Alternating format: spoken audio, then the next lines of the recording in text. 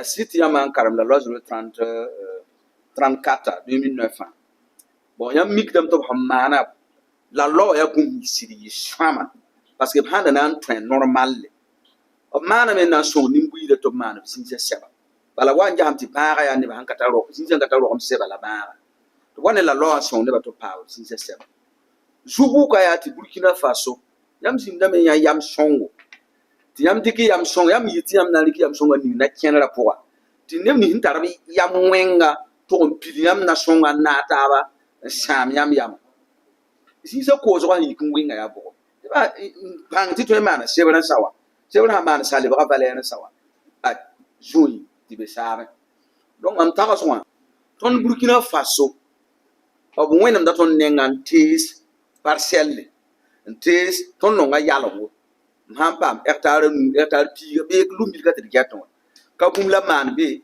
abri ki weekend ne pa ne kamba jien c'est la kwe la beda kilgi tam sa tengre ça c'est on appelle ça raisin on appelle ça quoi on appelle ça karité tu connais ça c'est liane c'est tout c'est pas autre objectif c'est tout ni la malama mi wala ton sampai tek yam ton nan do eta ram tumbur kamana ton yelam tiya waton lumbili yella la nyane wari kidiyel kangana ta tondo la wira ko zinyal tin yaksataba tampo ro barka sikanga ta adam tira ma yiba tumni ga ton ha sinon tuma aya bum na nafton ne kama yemri.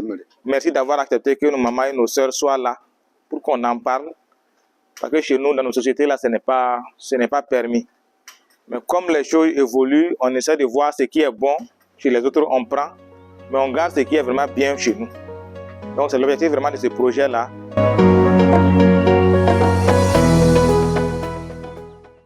Bon, il y a plusieurs types de problèmes sur le foncier. Il y a des problèmes d'individu à individu. Il y a des problèmes individu aux promoteurs immobiliers. Il y a des problèmes aussi entre les promoteurs immobiliers eux-mêmes. Il y a des problèmes aussi qui opposent les promoteurs immobiliers à l'administration. Il y a des problèmes aussi qui opposent des individus aussi à l'administration. Dans la loi 034 portant le foncier rural, le foncier est décentralisé. Quand vous prenez le Code général des collectivités territoriales, il y a le transfert des compétences aux collectivités territoriales. Il faut connaître. Voilà. Il y a le foncier dedans. L'un des derniers domaines qui a été transféré, il y a le foncier dedans, le foncier rural. Là-bas, c'est beaucoup décentralisé. Parce qu'il y a des structures qui sont développées depuis au niveau central jusqu'au niveau village. Tant que le document n'est pas validé, la demande par les autorités coutumières, ça ne peut pas avoir la signature du maire ni du PDS. Ce n'est pas possible. La loi reconnaît que les coutumiers ont un patrimoine. Il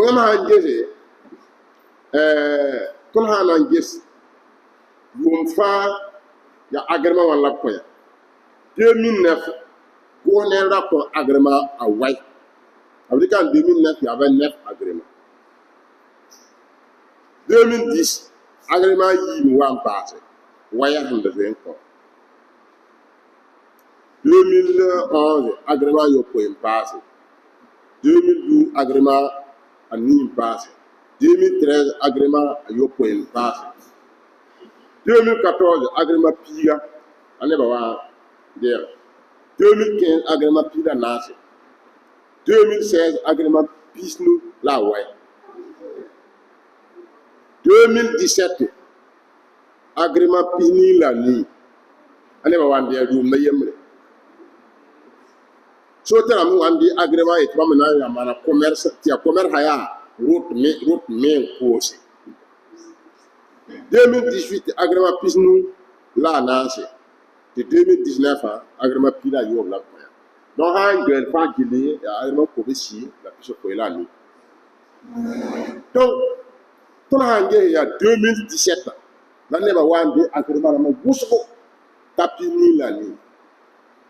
La malade agrément en tout fin. Sur le temps, tout ça, pour la one, on tout spinard. Mais pas de voilà. Donc, il y a oblique la zinga on passait yãga soya aya yãga ko soya la bõe rãmba kẽer meng modg la b yãk école zĩig la doctor ala yir zĩiga la koog parsels yãg moto goone n la rata goona tɩ me zagse tɩ nebã kẽ n paama neb zag rãmba tame tɩ yãmb datame tɩ paam tõnd n woto ka zems woto n wa ne goone yãk yãmb tɩ na sãysa la loa tɩ sãmba sãys la loa nebã la gel kẽnga weoogẽ tɩ b n daad zʋʋsa dekre rãmba la lo rãmba sã n rɩg liisdẽ tɩ ni-puiidã ka tar communication goos neerã mengã mam tagsdame t'a namsdame sãn yaoog n namsd développement pa na n kẽng t'a tao ye mam na n gese wa tʋʋm ning yãmb sẽn maan woto wã sãn paasa pãng n yalge tɩ mam mengã wũns tɩ formation wã yɛl kẽeda m da ka wʋmda võora peda tɩ n tõe n yaa kõntr n yɛl kẽede la mam n kelg yãmb n tãag woto wã la m paam n sok yãmba mam menga bãngem tɩ yãmb ne goone la tara buud bala mam menga sõngr yĩnga la maa sãn da radio la yãmb yaa sẽn gom woto tɩ mam pa paam n sok yãmba ay donc yaa tʋʋmde bala m na n wʋmame la m pa na n sak. En tout cas, la loi va faire baisser la fièvre. Parce que quand on prend les zones comme la Sicile s'appuie Sicile est 0, où des privés se sont accaparés des terres des populations, des pauvres populations, qu'on peut évaluer à des milliers d'hectares. Si effectivement ces terres ne sont pas mises en valeur et que l'État va reprendre, ça va en tout cas contribuer à apaiser un peu, parce que déjà là-bas c'était une situation qui allait exploser les années à venir.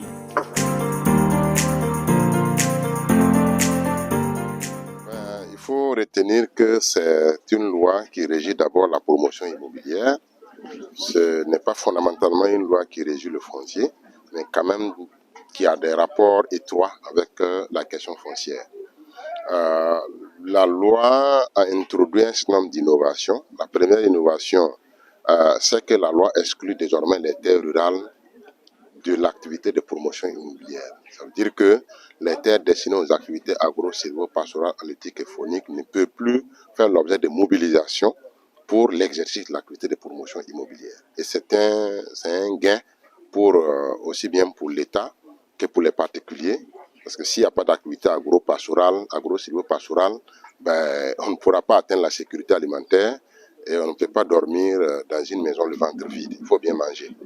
Alors ça, c'est une première innovation. Deuxième innovation, la loi dit désormais que la terre est mobilisée par l'État ou la collectivité territoriale et elle est ensuite mise à la disposition du promoteur immobilier par une cession provisoire. Et après mise en valeur, le promoteur peut avoir maintenant un titre foncier après la cession définitive. La loi dit également que les sociétés, les personnes qui peuvent exercer l'activité de promotion immobilière sont des sociétés. Alors, il n'y a plus de particuliers, d'individus, de personnes physiques qui peuvent aller exercer l'activité de promotion immobilière. Et une innovation importante, c'est que la loi limite donc la promotion immobilière désormais à 5 hectares par projet immobilier. Donc, vous ne pouvez pas aller au-delà de 5 hectares comme superficie d'un projet immobilier. Alors, c'est pour éviter le gaspillage foncier qu'on a connu par le passé, où il y a des projets immobiliers de 100 hectares, 200 hectares, 400 hectares. Bon, alors que avec 5 hectares, si on veut construire en hauteur, ça peut être largement suffisant pour faire peut-être plus de 100, voilà, plus de 100 logements ou plus de 100 bâtiments. Donc voilà un peu l'esprit. Et puis, pour terminer, la loi a renforcé donc désormais les sanctions. En cas de violation des dispositions de cette loi, vous pouvez encourir une sanction pouvant aller jusqu'à plusieurs centaines de millions de francs CFA d'amende, et également ça peut aller à 5 jusqu'à 10 ans même de prison, voilà, de peine privative de liberté. Voilà, si effectivement, bon, vous êtes en fonction de la nature de l'infraction et en fonction de la gravité de l'infraction commise. Donc voilà globalement ce qui ressort de cette nouvelle loi, la loi 008-2023 du 20 juin 2023 portant promotion immobilière au Burkina Faso. Ce que la loi a fait, c'est de rétrocéder plus ou moins ces activités-là, principalement à l'État, ou bon, dans la moindre mesure aux collectivités, qui est une très bonne chose. Maintenant, ce que nous demandons, c'est que l'État accompagne franchement ces collectivités-là dans le sens de résoudre ces problèmes. Il y a d'abord plusieurs voies pour acquérir une parcelle. Si nous sommes en milieu urbain, parce qu'on parle des parcelles, on parle d'une situation où nous sommes dans un aménagement. On a dégagé des parcelles. Donc pour ne pas se faire gruger, si c'est une parcelle qui relève de la promotion immobilière, déjà ce n'est plus possible. On n'acquiert pas une parcelle avec un promoteur immobilier. Les promoteurs immobiliers sont désormais des logements, ou en tout cas des bâtiments, ou disons des produits fonciers. On ne peut plus vendre des parcelles nues. Alors, donc, lorsque un individu veut acquérir une parcelle, il doit s'adresser désormais soit à la mairie, soit à l'État central, soit aux sociétés de promotion foncière de l'État, notamment par exemple comme des structures qui existent, qui font ce travail-là. Voilà, on peut aller justement au niveau de ces structures-là. Donc c'est auprès de ces structures qu'on peut aller payer des parcelles. On ne peut plus aller payer auprès des individus. Et en général, lorsque vous achetez un bien immobilier, il faut toujours se faire accompagner par un notaire. Voilà, et en principe, le contrat de vente là, quand vous prenez la RAF, vous prenez la loi 008-2023, l'achat, que ce soit d'un terrain ou d'un bien immobilier, d'un produit immobilier, ça doit faire l'objet d'un contrat par acte notarié.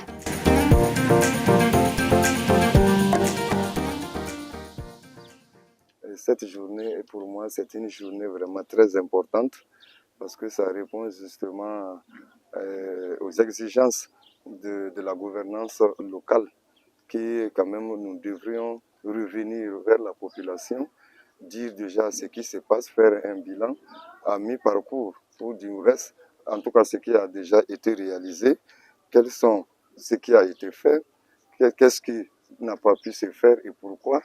Et alors, essayer de recueillir des recommandations, en tout cas de cette population, pour aller plus de l'avant. Comme nous ne voulons pas que ces propositions faites par la population dorment dans les tiroirs, et donc il va falloir que nous ayons quand même un comité de suivi de ces recommandations, pour à la prochaine journée de redevabilité, qu'on puisse déjà montrer les premières recommandations qui avaient été faites, où nous en sommes.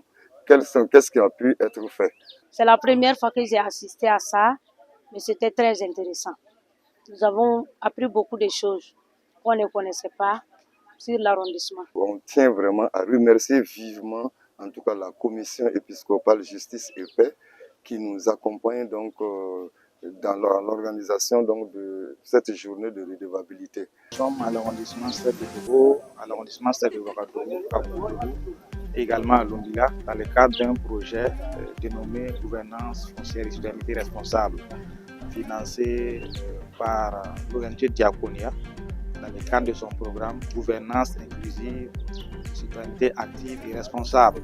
Et donc, en entendant le nom de ce programme, vous voyez qu'il y a de la redevabilité dedans, gouvernance, ce qui est fait, et citoyenneté active, que les citoyens également soient informés de ce qui est fait par les gouvernants et qu'ils puissent apporter leur point de vue pour améliorer donc la gouvernance. Dans ce cadre, donc, nous avons appuyé l'arrondissement Stade de Togo, qui est le seul arrondissement à bénéficier de cette activité de redevabilité. Nous nous réjouissons vraiment parce que nous voyons la mobilisation, nous voyons également l'engagement des autorités de la commune pour rendre compte aux populations.